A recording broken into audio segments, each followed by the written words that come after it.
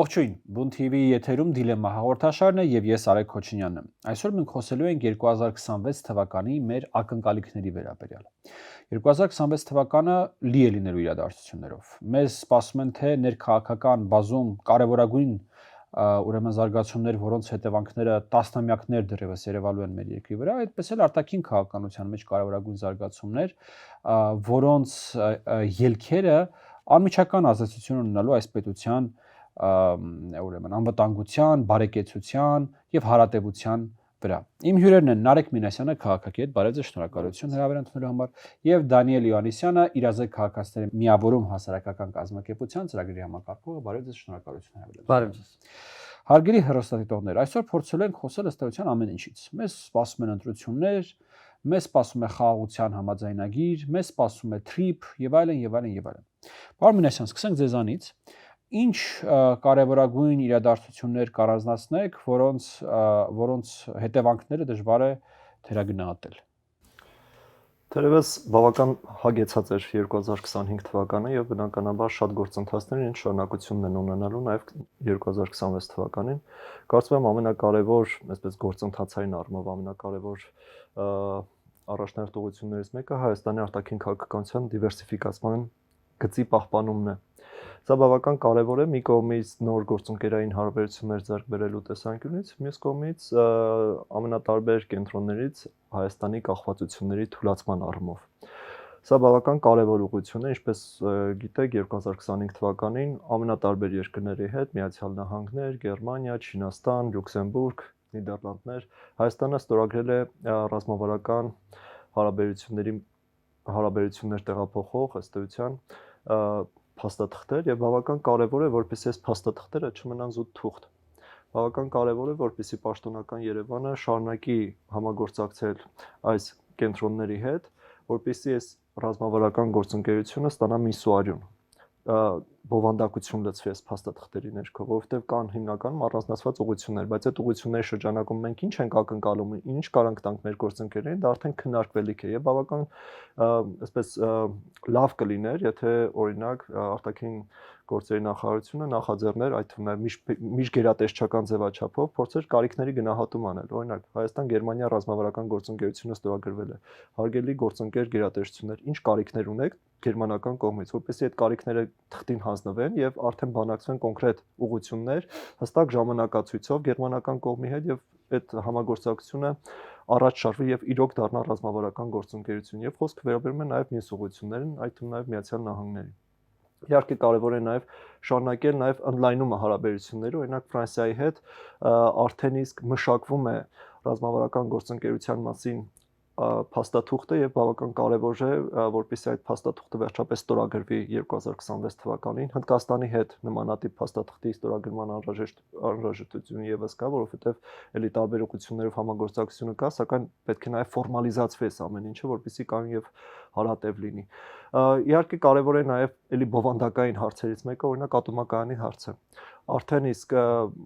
հաջորդ տարվա սկզբին կարծում եմ պետք է որոշումը կայացված լինի, թե ի վերջո հայկական կողմը ատոմակայանի կառուցման ինչ որ տարբերակն է ընտրում, որովհետև կան մի քանի առաջարկներ, բայց ժամանակն է կողմնորոշվել, որովհետև ցավոք սրտի ժամանակ, այսպես երկարատև ժամանակ չունենք, հաշվի առնելով գործող ատոմակայանի փակման հարցը եւ բավական կարեւոր է, որ այս եղած ժամանակը հայկական կողմը ճիշտ օգտագործի նորի կառուցումը հասցնելու տեսանկյունից։ Իհարկե բավական կարևոր է նաև հայ-ադրբեջանական, հայ-թուրքական հարաբերությունները, հայ-ադրբեջանականի մասով թերևս ամենաառանցքային հարցերից մեկը թրիփի էլի կյանքի կոչումն է։ Այս ուղղությամբ հայկական կողմը բավական ակտիվ պետք է գործի, որովհետև էլի տարբեր տեղերից, տարբեր կենտրոններից հնչում են մտահոգություններ որոշակի դանդաղելու, հապաղելու վերաբերյալ։ Բավական կարևոր է ցույց տալ, որ հայկական կողմը ըստ էության չի հապաղում եւ եթե կան օբյեկտիվ խնդիրներ, պետք է դրանց մասին եւս խոսվի, որպեսզի նման տպավորություն չստեղծվի։ Եվ ի վերջո ակնկալվում է, որ 2026-ին մենք ունենանք արդեն թղթին հանձնված թրիփի նախագիծը, ինչը այն իրենից ներկայացնում իրավապայմանագրային հիմքը կլինի ամերիկյան կողմից ստորագրված եւ Ադրբեջանի հետ արդեն ըստ էության կվերջնականացվի այս գործընթացը եւ մենք կունենանք նաեւ շինարարական աշխատանքների մեկնարկը։ Սա բավական կարեւոր է, որովհետեւ նույն ադրբեջանական կողմը այլ հաղորդակցությունների ապաշրջափակումը դիտարկում է նաեւ կապվածության մեջ հենց trip-ի հետ, այսինքն եթե կհամաձայնեցնենք trip-ի պարամետրերը, մյուս թեմաներով կամ մյուս ուղղություններով կարող ենք նման զրույց ունենալ։ Էլի այս թեմային փոխկապակցված է նաև այս կարգոյի զարգացումը, որովհետև մենք հիմա ունենք Ադրբեջանի տարածքով Հայաստան ներմուծումներ տարբեր ապրանքների, դա կոնկրետ հացահատիկ, բենզին, բայց բավական կարևոր է, որ այս case by case մոտեցումը փոփոխվի եւ սա դառնա մշտական process, հստակ ինչու՞ չէ նաև արձանագրված նաև փաստաթղթային հիմքերով եւ կարևոր է նաև մենք ունենանք հակառակ ուղղությամբ ապրանքների արտահանում, այսինքն միայն ներմուծում չլինի, նաև արտահանում լինի։ Սա եւս բավական կարևոր է եւ ադրբեջանական կողմի հետ պետք է քննարկումներ ունենալ եւ հնարավորության դեպքում, եթե կան տարբերակներ կամ տարբեր ապրանքատեսակների տեղափոխման համար փորձել խուսափել երրորդ երկրների ներգրավումից։ Օրինակ նույն բենզինը, եթե հնարավոր է Հայաստան ներմուծել անմիջականորեն Ադրբեջանից Հայաստան, ինչու այն պետք է անցնի Վրաստանի տարածքով, որովհետև էլի առաջ է գալիս տրանզիտի համար վճարների հարցը, որը վրացական կողմը բավական այսպես տարեստարի բարձրացնում է եւ հիմա էլ կարծես թե անընդունելի պայմանների առաջ քաշում։ Հետևաբար բավական այսպես երկկողմ գործակցության բավական լայն դաշտ կա եւ հայ-ադրբեջանական ուղղությամբ կարծում եմ նաև բավական կարևոր է այս կոմունիկացիոն նախագծերին զուգահեռ առաջ տանել, առաջ մղել նաև քաղաքական գործընթացը, այսինքն որպեսզի ի վերջո ինչ-որ չունենանք ի վերջո մի պատկեր, երբ կան այսպես շահագործվող, օգտագործվող կոմունիկացիաներ, բայց չունենք դեռ խաղաղության պայմանագիր։ Սա բավական կարևոր է եւ կարծում եմ նաև այս առումով որոշ միջազգային գործընկերներ եւս կարող են իրենց ներդրում ունենալ այս գործընթացում եւ օրինակ տեսականորեն հնարավոր է ստորագրել խաղաղության համաձայնագիրը, բայց վավերացումը թողնել որպես հաջորդ քայլ։ Եվ իհարկե հայ-թուրքական հարաբերությունները եւս բավական կարևոր են, կարծում եմ հայկական կողմը իրենից կախված ամեն ինչ արել է եւ հիմա ըստ էության թուրքական կողմը պետք է այդ քաղաքական կամքը ցուցաբերե եւ իհարկե այդտեղ կա Բաքվի եւ Անկարայի միջև հարաբերությունների թնջուկը, բայց կան դրական ազդակներ մասնավորապես Թուրքիայից, ամենաբարձր մակարդակով հայտարարվել է խորհրդանշական քայլեր ձեռնարկելու մասին եւ տեսնենք թե ինչ տեսքով դրանք կլինեն, որովհետեւ դրանք ընդհանուր անգամ մի փոքր տեղաշարժը կարող է բավական դրական ազդեցություն ունենալ ոչ միայն Հայաստան-Թուրքիա հարաբերությունների կարգավորման դինամիկայի վրա, այլ նաեւ Հայաստան-Ադրբեջան կարգավորման գործընթացի վրա։ Շնորհակալություն, պարոն Յունիսյան։ Ինձ թվում է պարոն Մինասյանը ծածկեց համարը ամեն ինչը բացի ընտրական գործընթացներից, դա թողնելով երևի թե ձեզ։ Շնորհակալ եմ, հա։ Ես պետք է ասեմ, որ մենք միջև ընտրականին գալը իվ համաձայն լինելով պարոն Մինասյանի ասածների հետ, ամեն դեպքում ես մի քիչ թերահավատ եմ ենթակառուցվածքային պրոյեկտների հետ կապված, որովհետև հաշվի առնելով թե Հայաստանում վերջին տարիներին, տասնամյակներում ենթակառուցվածքային պրոյեկտները ինչ տեմպերով են կառուցվում, ինձ թվում է դա լինելու է մեր հիմնական խնդիրը։ Հիմնական խնդիրը trip-ի կոնտեքստում, որտեղ Ադրբեջանը գալու է, հասնելու է իր ենթակառուցվածքները մինչև մեր սահման եւ պարզվելով մեր սահմանում հələ մի բուլդոզեր չկա աշխատող, հա, մեր կողմում։ Եվ դա իհարկե խնդիր կարող է դառնալ մեր համար։ Նույն ատոմակայանի հետ կապված պետք է ասեմ առհասարակ էներգետիկ դիվերսիֆիկացիայի դեպի Իրան, դեպի Վրաստան էներգետիկ միացումների, հա, բարձրավոլտերի եւ այդ ոչ սինխրոն ցանցերի միացման կանոնների կառուցման կոնտեքստում ինձ թվում է մենք այդտեղ խնդիրներ հույսով ենք որ չէ խնդիրներ չեն լինի, բայց հաշվի առնելով այն տեմպերով որ Երևան-Գյումրի հյուսիս-հարավի այդ մասը այս վերջերս վերջապես բացվեց, դարձավ ամբողջությամբ երթևեկելի երկու գոտի ամենուղությամբ եւ դա տևեց կարծեմ 16 տարի, չէ, 2009 թվից, եթե ես ճիշտ եմ հիշում։ Ավելի, հա, 2009։ 16-ին պետք է լրիվ ավարտվեր։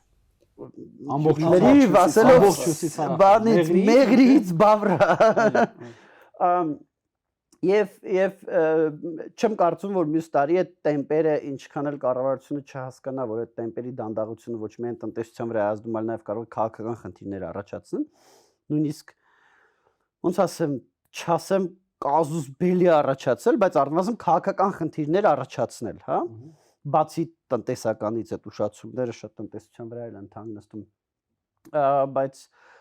հրաշքներ կառավարությունը չի կարող գործել եւ այդ տեմպերը ինչ որ արմատապես փոխել ես չեմ կարծում։ Բայց գալով ներքին բաներին մենք ունենք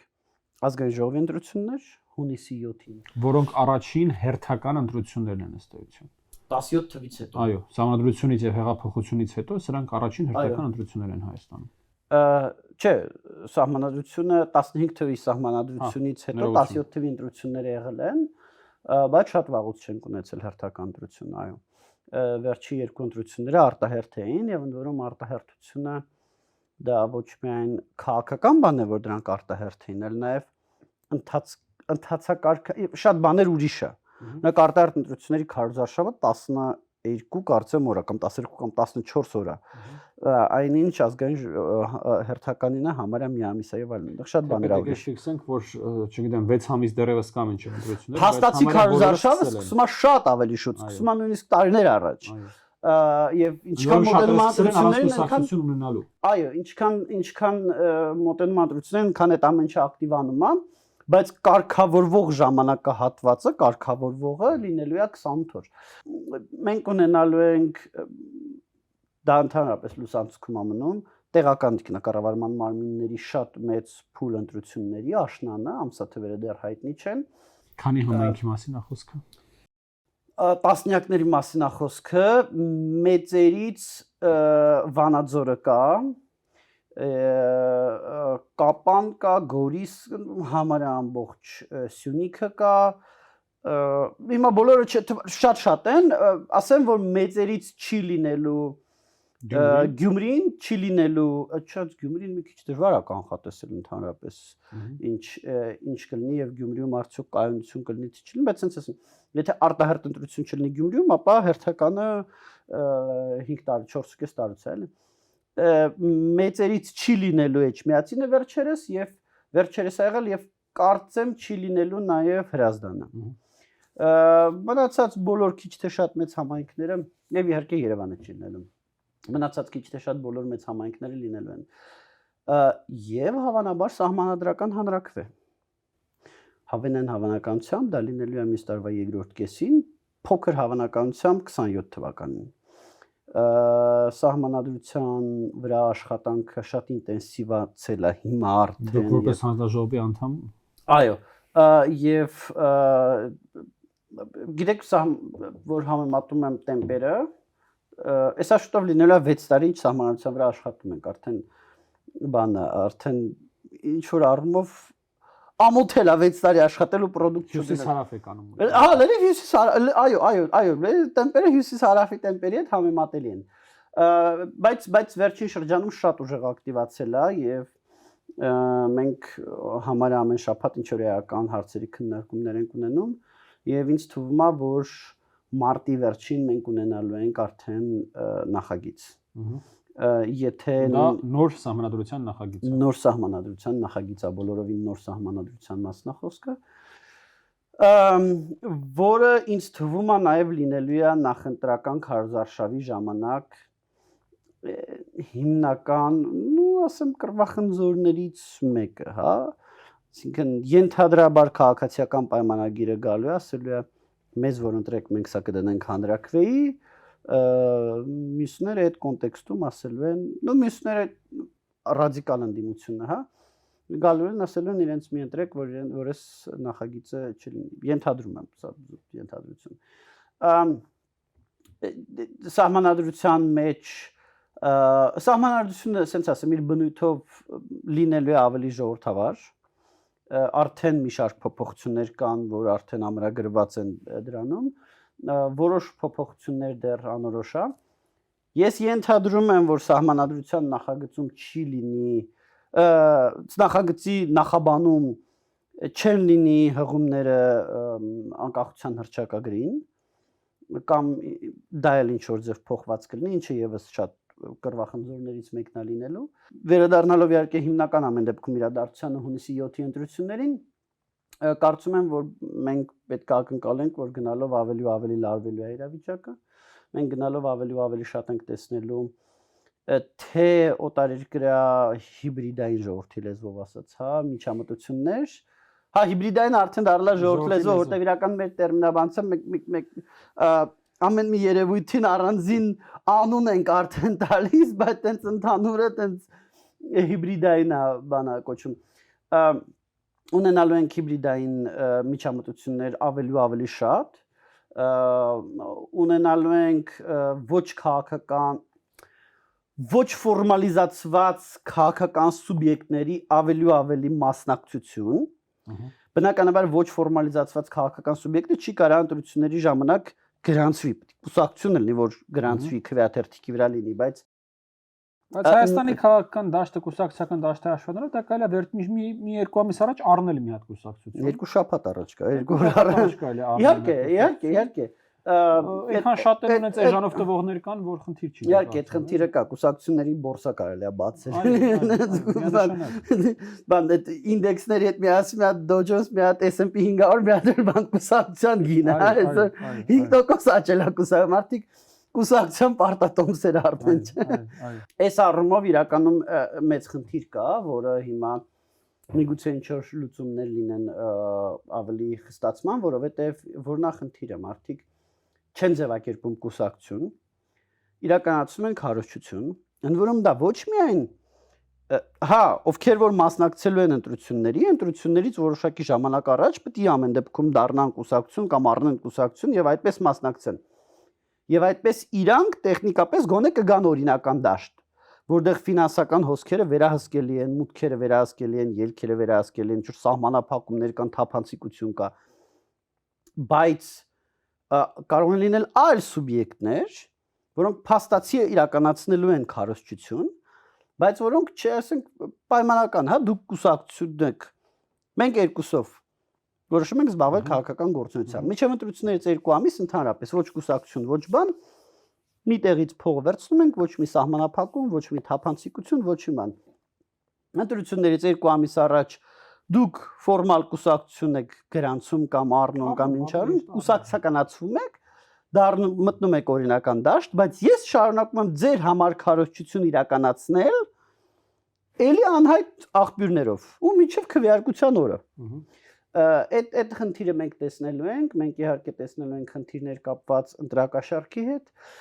մենք տեսնելու ենք խնդիրներ ապատեղեկատվության հետ, այդ հիբրիդային գործիքակազմն եմ թվարկում։ Շատ հնարավոր է տեսնենք խնդիրներ կիբերհարձակումների տեսքով, շատ հնարավոր է տեսնենք խնդիրներ այլ միջամտությունների տեսքով։ Դուք դրանք արդեն իսկ չեք տեսնում։ Դե ոմանք տեսնում ենք, այսինքն ընտրակաշառք որպես այդպեսին էս պահին չի բաժանվում, բայց ընտրակաշառքի մասին ինֆորմացիա, մենք արդեն ունենք ինֆորմացիաներ, թե որ շրջանակները ինչ ներխուժումներ, տեղեկատվական ներխուժումը կա, տեղեկատվական ներխուժումը կա, ընդ որում նորանոր գործիքակազմեր, նորանոր միջոցներ տեսնում ենք երևի ամիսը 1 առնվազն նոր բան միացավ, հա։ Այդ թվում այնպիսի գործիքներ ռուսաստանյան, որոնց գոյության մասին մենք գիտեինք, բայց Հայաստանում իրանք երբեք նախկինում չեն գործել, տեսնում ենք հիմա արդեն Հայաստանում ակտիվանում են։ Այդ Պրիգոժինի հետ կապված օրինակ այդսա ֆաբրիկաները, ֆեյքերի բաները, այդսա վաղուց կար, դրա մասին հայտնի էր, բայց Հայաստանը երբեք իրանց դաշտ չի եղել։ Հիմա այսքանի ամիսը արդեն Հայաստան են մտել։ Ընդ որում իրանք նույնիսկ ոչ միայն մեդիա գործիքներն են, այլ չգիտեմ, իրավապաշտպան գործիքներ են, Պրիգոժինի իրավապաշտպան կազմակերպ շատ լավն են, էլի։ Սա մենք տեսնելու ենք, հավանաբար մենք ընտրությունների օրը տեսնելու ենք մի շարք կեղծահազանգեր ընտրախախտումների հետ կապված, կեղծ դիտորդություն, մենք դա արդեն տեսել ենք, այդ կեղծ դիտորդությունը վաղուց ենք տեսնում, բայց եթե նախկինում կեղծ դիտորդը դա ընդհանրապես մարդ էր, որ կուսակցությունը ուզում էր տեղամասում ավելի շատ ներկայացվածություն ունենալ, ինչ որ մեկին դիտորդի բեյջեր տալիս, գալիս էր այդ մարդը տեղամասում նստում էր ու մեծ հաշվով ոչ մեկին չէր խանգարում։ Այսինքն մենք գիտենք, որ կեղծ դիտորդներ են, հազարավոր 17 թվականի ազգային ժողովի ընտրություններին մի 25000 կեղծ դիտորդ կար, 24000 կեղծ դիտորդ կար մոտավորապես։ Բայց այդ կեղծ դիտորդները մեծ հաշվով ոչ մեկի չէին խանգարում, էլի տեղամասում նստած են, էլի իրա թող նստածել են։ Հիմա կեղծ դիտորդները դառել են ոնց ասեմ, կիսակեղծ դիտորդներ։ Այսինքն իրանք ինչ որ վերապատրաստում են անցնում, իրանք գալիս են տեղամաս, իրանք տեղամասից ինչ որ բաներ են հաղորդում։ Հաղորդացի էական մասը ճիշտ է անդորում։ Բայց արանքում հաղորդում են դիտորդները կամ ավելի շուտ առաքելությունը դիտորդների անունից հաղորդում են կեղծ տվյալներ, ընտրախախտումների մասին կեղծահազանգեր։ Մենք դա տեսանք Գյումրիում մենք դրան պատրաստ չէինք։ Մենք դա տեսանք Էջմիածնում, որտեղ արդեն մենք դրան պատրաստ էինք եւ ինձ թվում է, որ շատ այդ ոչ կեղծ դիտորդների գործը մեծ հաշվով ավելի շատ դառնում է fact checking։ Առավելևս քանի որ ընտրությունների ժամանակ, չգիտեմ, լցոնում, բան լուրջ խախտումները արդեն վաղուց դուրս են եկել։ Մենք ավելի շատ նաև պետք է կենտրոնանանք նրա վրա, որ չթողենք, որպեսզի հանրությանը խաբեն։ Որտեղ խախտում կա, ասենք խախտում կա, բայց որտեղ խախտում չկա, բայց տեսնում ենք, որ մեդիա դաշտում լցում է, որտեղ խախտում է, լցոնում եղավ, չգիտեմ, համաշխարհային լեվելի խախտում եղավ։ Դրա մասին շատ արագ փաստեր հավաքել եւ փաստահեն հանրությանը ներկայացնել եղելիությունը։ Սա շատ կարևոր է։ Էջմիածնում մենք ապշած էինք, երբ որ լցոնման մասին ապատեղեկատվություններ տարածում TikTok-ով։ Եվ դա մի օրում հավաքեք 24 ժամում հավաքեք 400,000, 500,000 այս կարգի դիտումներ։ Լցոնման, հասկանաք, վերջին անգամ լցոնում ես երկրում եղել է 15 թվի սահմանադրական հանրաքվեին։ Սերժ Սարգսյանն իր իշխանության վերջի տարիներին լցոնում չէր ելնում։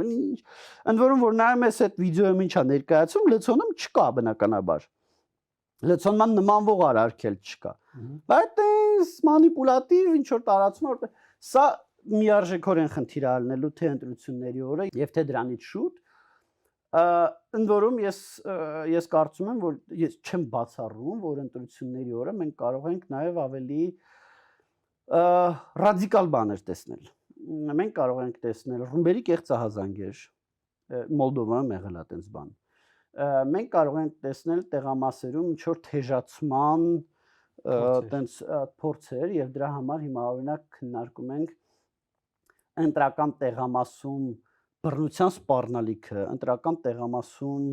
չգիտեմ, սեռական բնույթի վիրավորանքը, առավելևս որևիցե տեսակի բռնությունը միանգամից քրեական դաշտ։ Միանգամից որ ցանկացած մարդ որ իմանա ընտրական տեղամասում հայհոյեց կամ ինչ որ բռնության սպառնալի կամ առավելևս ձեռ բարձրացրեց, ինքը այդ պահից դատվելու է, էլի։ Այդ օրենսդրական կարգավորումների վրա ենք հիմա աշխատում, որը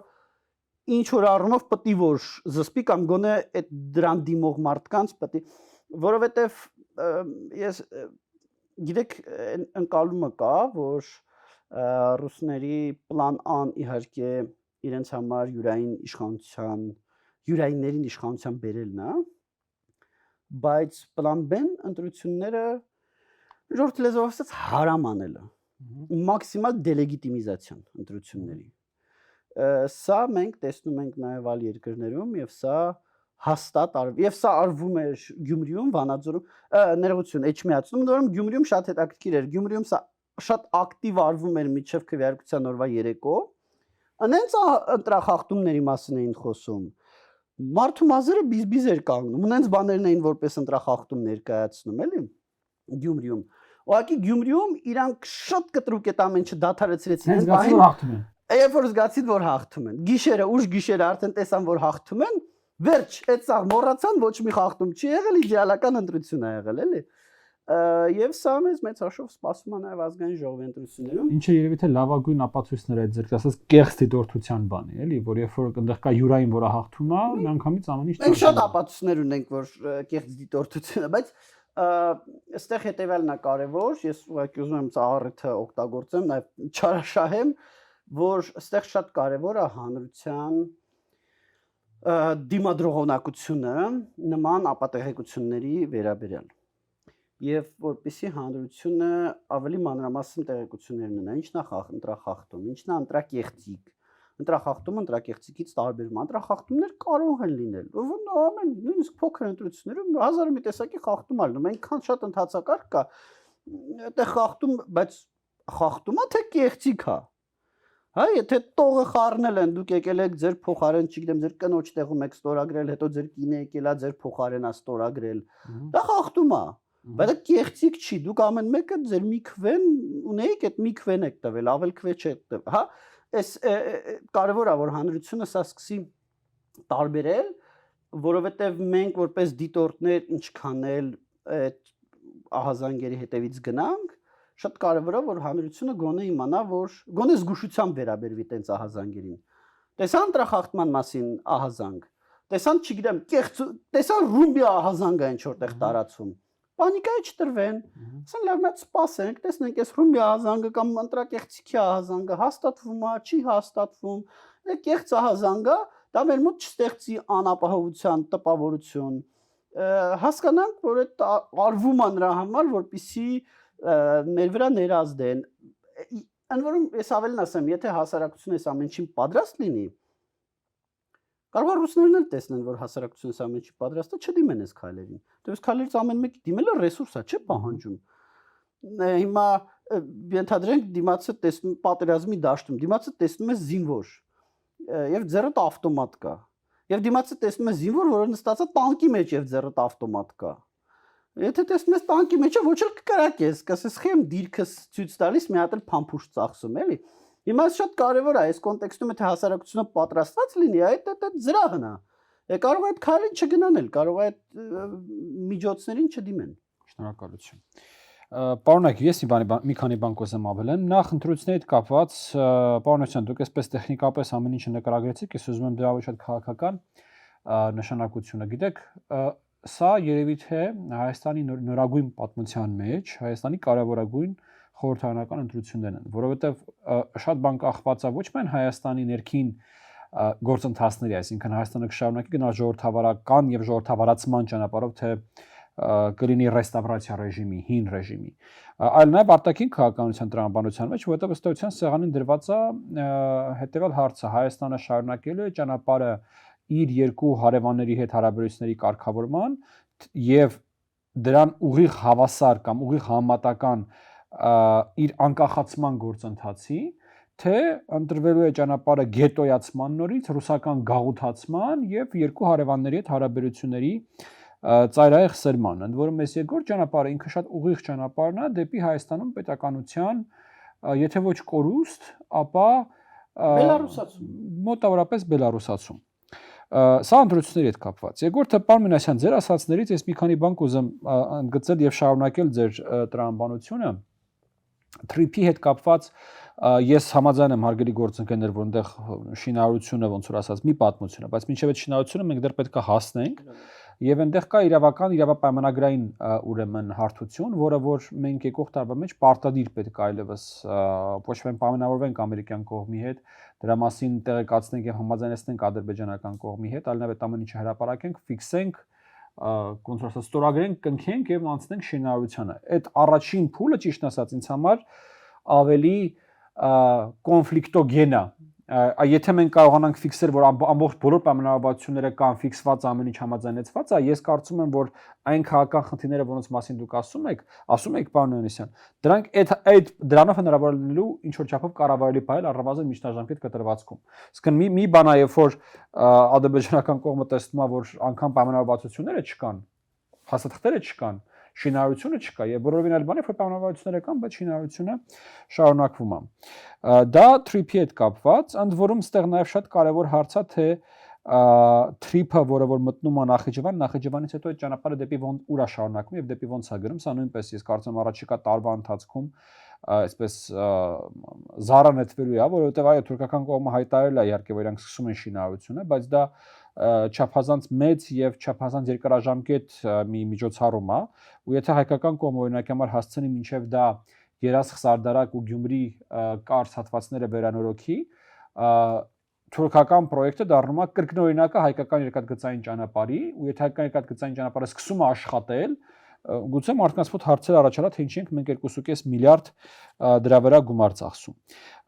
Քանի ենթակառուցվածքներից ենք խոսում, կարծեմ մի իրադարձություն եղավ, որը որ շատերի աչքից եւ ուշադրությունից վրիպեց, նախ Ադրբեջանում սկսեցին խոսել նրա մասին, որ անհրաժեշտություն կա դիտարկել Ղազախ-Իջևան երկաթգծի վերանորոգումը եւ առնվազն ադրբեջանական կողմից մինչեւ Հայաստանի հետ սահման երկաթգծի վերանորոգումը, ապա Հայաստանից վարչապետի մակարդակով եղավ ուրեմն հայտարարություն, որ դիտարկվում է հնարավորությունը կոնցեսիոն կազմակերպության, այսինքն Ռուսաստանի երկաթգծերի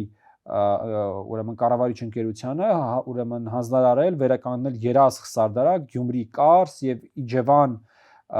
սահման հատվածները։ Սա շատ կարևոր է, ընդ որում ես այդ հայտարարությունից սկսած այսպես 3 հնարավոր սցենար եմ պատկերացնում, էլի։ Առաջինը ռուսական կողմը անում է այդ աշխատանքները, Սա լավ սցենարն է ըստ էության եւ ենթակառուցվածքները վերականգնվում են ու աշխատանքները գրում են առաջ։ Երկրորդ տարբերակ ռուսական կողմը մերժում է այդ առաջարկը եւ որտեղից հարց է բարձանում կոնցեսիայի շարունակության իրավաչափության ու երրորդ ռուսական կողմը համաձայնվում է, բայց չի անում, այսինքն չգիտեմ, չեն կարողանում, չեն ուզում, այդքան ռեսուրսներ չեն կարողանում կենտրոնացնել եւ հարց առաջանում ռուսական կոնցեսիայի արդյունավետության, ուրեմն շարունակության արդյունավետության վերաբերյալ։ Այսինքն, եւ օրինակ շատ հաճախ ռուսները սրտնեղում են, բողոքում են, որ ամեն ինչ է լուծվում առանց իրանց, ամեն ինչ տեղի անում առանց իրանց, հիմա իրանք ունեն հնարավորություն ուրեմն մասնակցելու դրական մասնակցություն ունենալու եւ լինելու մասը տարածաշրջանում ընթացող գործընթացների հետ։ Իրանք ոնց կվարվեն իրենց հնարավորությունը, դա իրենց որոշելիքն է ըստ էության։ Մեկ այլ կարևոր նորից արտաքին քաղաքական իրադարձություն, երևի թե կարևորագույններից մեկը դա խաղաղության համաձայնագիրն է, խաղաղության համաձայնագրի ստորագրումն է։ Գիտեք, ես կարծում եմ, որ հավանականությունը այսպես կոչված, ինչպես մեր կենտրոնն է դա կոչում կոմբինացված լուծման գնալու մեծացել է, այսինքն երբ որ խաղաղության համաձայնագրի ստորագրումը ու դրա վավերացումը տարանջատվում է իրարից որպես երկու առանձին գործիք եւ դրանց արանքը կարող լինի օրինակ ընտրություններ, կարող լինի ռեֆերենդում եւ այլն։ Այդ հավանականությունը մեծացել է եւ ես չեմ բացառում, որ մինչեւ ընտրությունները տեղի կունենան, այո, խաղաղության պայմանագրի, խաղաղության համաձայնագրի ստորագրում։ Ես կարծեմ եկող տարի մենք կտեսնենք նաև շարունակությունը Հայաստանի եւ Ադրբեջանի միջև սահմանազատման սահմանագծման գործընթացի, ընդ որում երկու այսպես բաղադրիչ կա այստեղ։ Մի բաղադրիչը այն է, որ բոլոր այն հատվածները, որտեղով անցնում են կոմունիկացիաներ սահմանազատվելու եւ սահմանագծվելու են, մեկ այլ բաղադրիչն է, որ պլանային աշխատանքները, այսպես ասած, դա հայ-վրաց-ադրբեջանական սահմանակետից մի քանի տասնյակ մետր դեպի հարավ,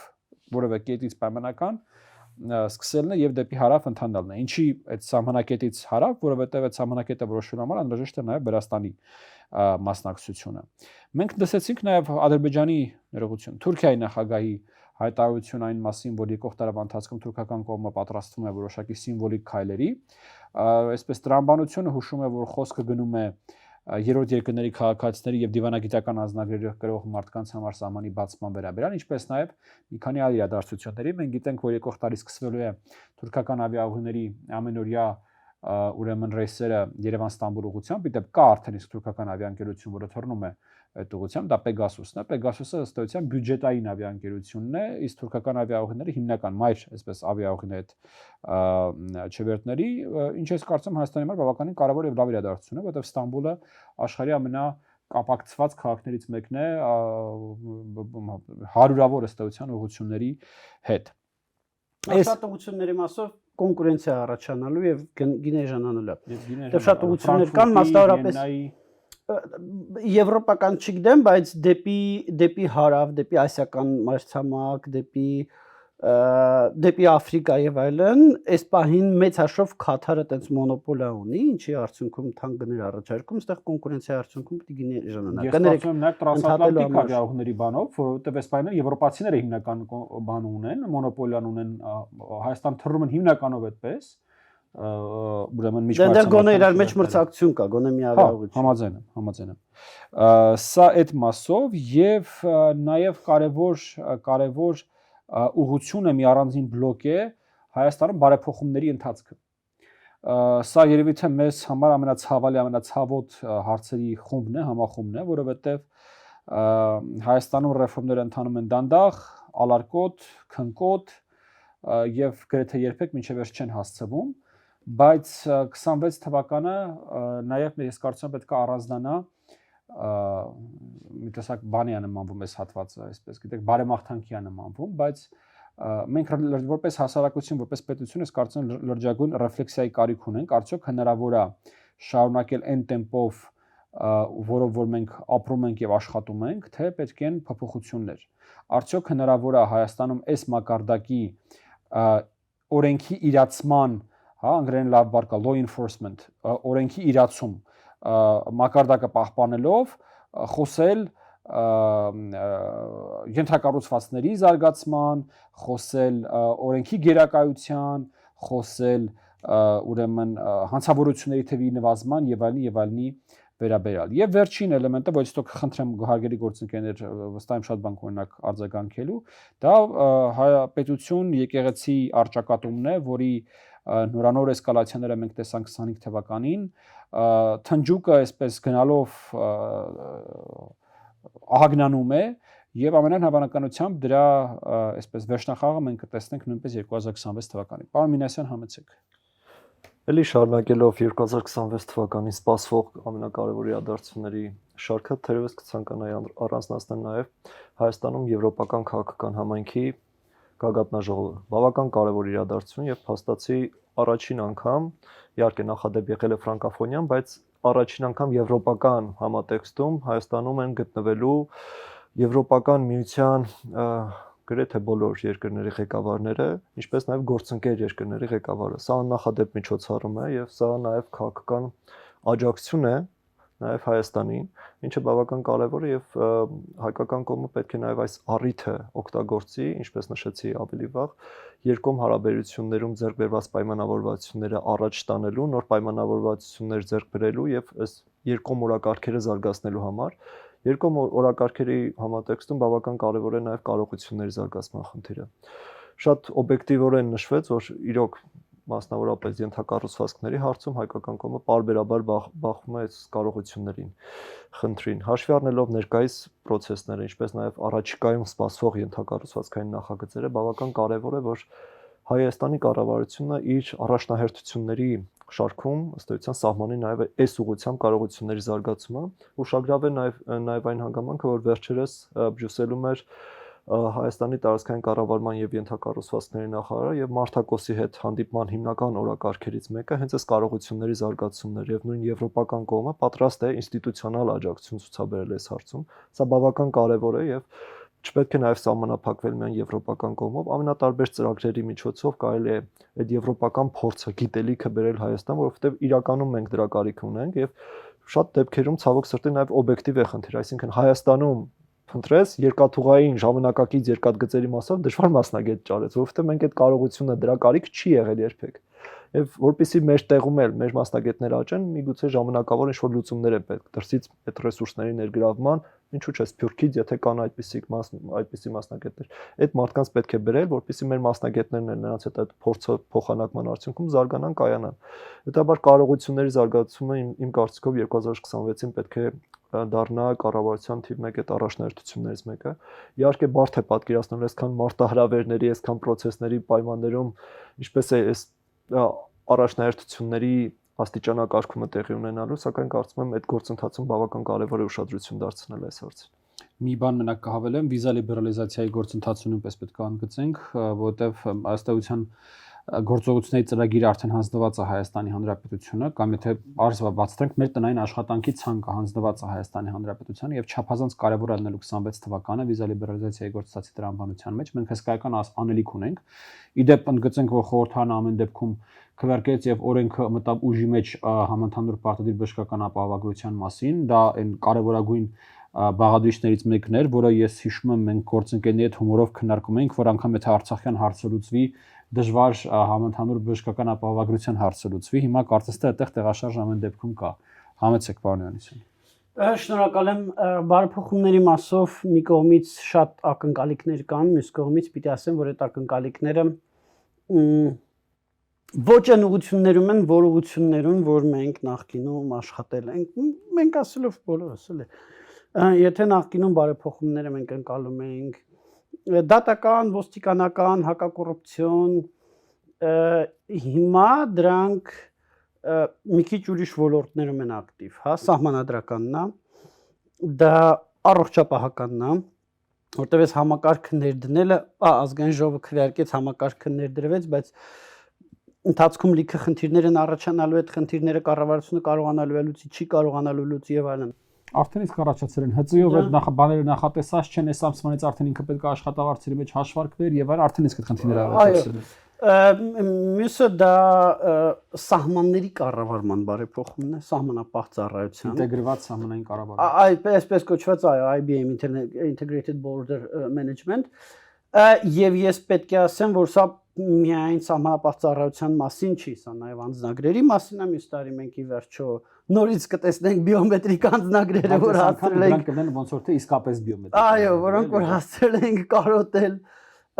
մենք սահմանների հետ կապված ընդ որում սահմանապահ ծառայության մասով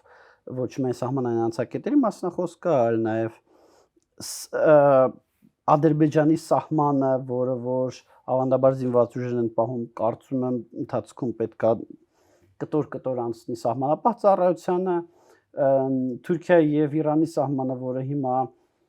համատեղ է ինչ որ առումով հայ-ռուսական, հա, պետքա կտոր անցնի Հայաստանի սահմանը, այսինքն Հայաստանի սահմանապահ ծառայությունը իր կարողությունները զարգացնի, քանակը մեծացնի,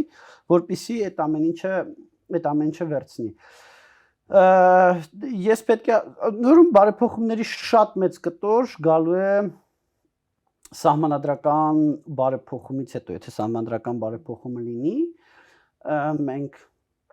շատ բաներ, որտեղ մի բան է սահմանադրությունը մամրագրես, ուրիշ բան է իրանց հետևող օրենքները, իրանց հետևող կարգավորումներ։ Այդ կարգավորումները կարող են լինել լավը, վատը, շատ լավը, սարսափելին։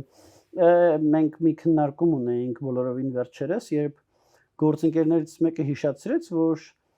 1936 թվականի Ստալինյան սահմանադրությունը շատ լավ սահմանադրություն է։ Գիտեք ինչ իրավունքներ այնտեղ նշված եղել։ Խոսքի ազատություն, հավաքների ազատություն, ցույցերի ազատություն։ Շատ կարևոր է, որպեսզի սահմանադրությունը նախ նենց լինի, որ այդ իրավունքները զուտ թղթի վրա չլինեն, այսինքն սահմանադրության մեջ այդ իրավունքների պաշտպանության ինչ որ մեխանիզմներ լինեն եւ դրանից հետո եկող օրենսդրական փոփոխությունները։ Հիմա սահմանադրությունում օրինակ ամրագրվելու են էկոլոգիական իրավունքներ եւ պարտականություններ։ Բայց մի բան է սահմանադրությունում գրված մի հոդված, ուրիշ բան է դրանից հետո եկող բազմաթիվ կարգավորումները դրանք ինչպիսին կլինեն։ Սահմանադրությունում կարող է մի շարք այլ էլի առաջադեմ բաներ լինեն, որոնք որ քննարկվում են, ու շատ կարևոր է դրանից հետո եկող ռեֆորմները, այսինքն սահմանադրության մեծ ժողովրդի կամ արտահայտմամբ արձանագրվում է, որ պիտի լինեն, չգիտեմ, էկոլոգիական իրավունքներ, օրինակ բարենպաստ միջավայրում ապրելու իրավունք։ Դրանից հետո պիտի բնապահպանության նախարարությունը, ազգային ժողովի, չգիտեմ, հասարակական կազմակերպությունների, մյուսների հետ միասին հասկանա, թե ինչ են, ոնց են իրանք այդ իրավունքը ապահովում։ Մարմիններ են ստեղծում, որոնք այդ իրավունքը ապահովելու են, եղած մարմիններով են անում, օրենք են փոխում, օրենք չեն փոխում։ Այսինքն մի հատ ամբողջ ռեֆորմի ուղղություն է բացվում սահմանադրության մեջ մի հոդվածի ավելացումից։ Իսկ սահմանադրության մեջ շատ հոդվածներ են փոխվելու։ Եվ սա իմ պայմանական ասած կանխատեսումն է նույնիսկ ոչ այդքան 26 թվականի, այլ ինչքան դրանից հետոյի վրա։ Որտեվ 26 թվականն եթե հանրակրվեն եղավ եւ ընդունվեց, դրանից հետո բարեփոխումների շատ ուղղություններ են բացվելու, որոնք որ նախկինում ուղղակի կամ չկային կամ համարյա չկային։ Ընդորում շատ ուղղություններ այն տեղերում, որտեղ որ միջևես երբեք չի քննարկվել, հա, այդ երբեք բանի առարկա, տենց էական շոշափելի առարկա չի եղել։ Մյուս կողմից էլի կանխատեսվող բաներից որոշակի բարեփոխումներ ամեն դեպքում սպասվում են հակակոռուպցիա, ավանդական ուղղություններով էլ ինչ որ բաներ կան հակակոռուպցիոն ոլորտում, այնտեղ թափանցիկության ավելացումներ կան որոշ դեպքերում, որ նախատեսվում է շուտով ընդունել, ոստիկանական համակարգում շարունակվելու է այդ բարեփոխումների process, օրինակ ոստիկանների պահելաձևն է ամրագրվելու, թե որ իրավիճակում ոստիկանը ոնց պետք է իրան պահի, դա սկսելու է իմպլեմենտացվել, ոստիկանները սկսելու են արդեն դասընթացներ անցնել դրա հետ կապված։ Որոշակի փոփոխություններ, որոնք կարող է միջև ընտրություններ լինեն դրական օրենսգրքի հետ կապված, 99% հավանականությամբ կլինեն, հա, որոնք հունվար, փետրվար տենց բավականին շուտ։ Կարծես թե այս պահին այսքանն է մտաբերում։ Հա, բայց դուք մի բան ասացիք, տեսեք, նախ մեծ միջոցառումներից եկեք չմոռանանք կոպը, որը լինելու է աշնանը, կարևորության առումով ես կդժվարանամ քաղաքական առումով գնահատել, որն է ավելի կարևոր եվրոպական քաղաքական սամիթը թե կոպը, բայց չափերով կոպը ավելի մեծ է։ Կոպին մոտ այս պահի դրությամբ մոտավորապես 50 պետության ղեկավարը մտադիր գալ։ Ես չգիտեմ մենք ոնց ենք 50 պետության ղեկավար ծախսելը մի կողմ դրա, ոնց ենք մենք 50 պետության ղեկավար։ Այս պայդրությամբ ռեկորդը ֆրանկոֆոնիանա կարծեմ 20 քանի, ընդ որում ֆրանկոֆոնիան իր հերթին շատ մեծ բաներ, որտեվ դրանից առաջ ռեկորդը 6 էր։ Ֆրանկոֆոնիայից առաջ միաժամանակ Հայաստանի 6 պետության ղեկավար էր հյուրընկալած եղել, էլի։ Եվ 50-ը դա արդեն ոնց ասեմ, ամեն մեկը իր ինքնաթիռով է, չէ՞ գալու։ Զվարթնոցում 50 ինքնաթիռ չի կարա կանգնի, Զվարթնոցը արդեն պայթում է, էլի տեղը։ Նենց որ դա մենակ երկրների ղեկավարներ են, դա ուրիշ մենակ երկրների ղեկավարները, երևի կառավարության ղեկավարներն էլ որ կան իրանց մի մաս իրանց մի խոսքով ես քանի որ մեր ոլորտը չի, ես պոպկորնով հետևելու եմ թե ինչ զարգացումներ են լինում։ Շնորհակալություն։ Շնորհակալ եմ պարոն Այգ հրավեր ընդունելու եւ այս քննարկմանը մասնակցելու համար։ Հարգելի հեռուստատողներ, պարոն Յանեսյան, ես վերջին ասացից հետո մեծ է ուրեմն այսպես ցանկությունը ասել մեզ հետաքրքիր եւ զվարճալի տարի ասպասում, բայց ես բնականաբար այդպես չեմ ամփոփի եւ կասեմ, որ իսկապես վճռորոշ տարի ասպասում, շատ առումներով։ Բնականաբար ամենաառաջինը եւ ամենակարևոր իրադարձությունը, որը որ այսպես ամեն ինչով կապված ամենացածի հետ դա ընտրություններն են 2026 թվականի,